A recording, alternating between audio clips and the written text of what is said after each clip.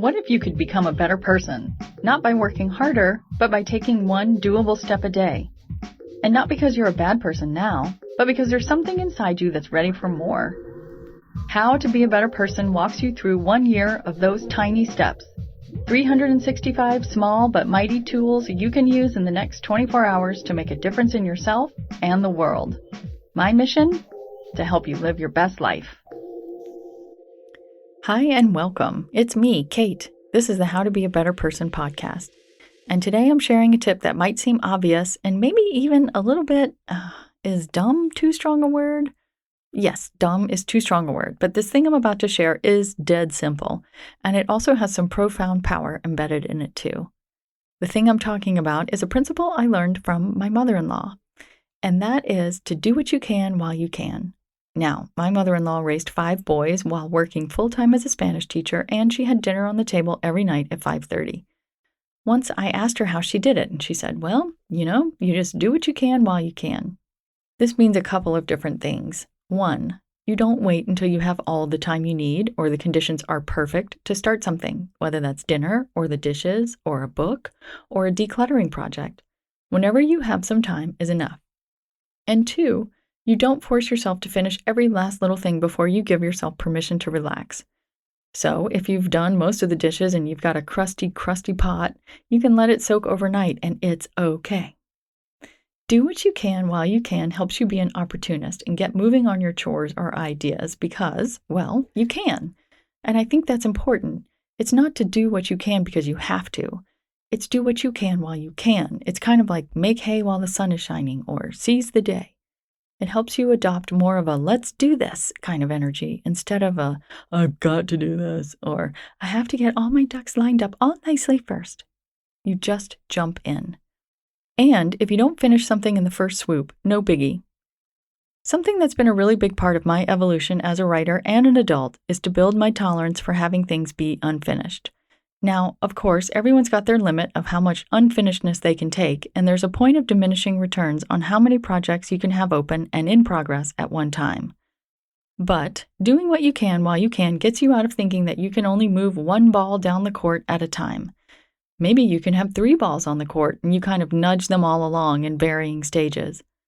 What's cool about seizing an opportunity and getting going even when you're still working on other stuff is that each project will inform the other. Also, at some point you'll finish those 3 things in close proximity to each other and then it feels like you've leapfrogged, which is fun. So, what are some ideas or tasks that are languishing either in your mind or on your to-do list? Can you think of 1 or 2? And now that you've got those things in your mind, consider how you could do what you can while you can regarding these things. If it's a creative project and you've got 30 minutes, could you sit down and just sketch out your ideas and make a list of what you need to do next time you've got a chunk of time? If it's a task, can doing what you can while you can help you feel a little lighter about it or a little better about it not already being completed? Can it get you into action? Have fun experimenting with this. Honestly, this whole podcasting endeavor is me doing what I can while I can. If I had waited until I had a year of tips all planned out, Lord knows you would not be listening to this right now. Just get started. And when you can't do anymore, take a break or shift to something else. You can always do what you can while you can, again, tomorrow. Speaking of doing what you can while you can, I know that having a new episode every day can start to feel like a lot, and I completely support you taking a few days to not be so tuned in to the digital realm.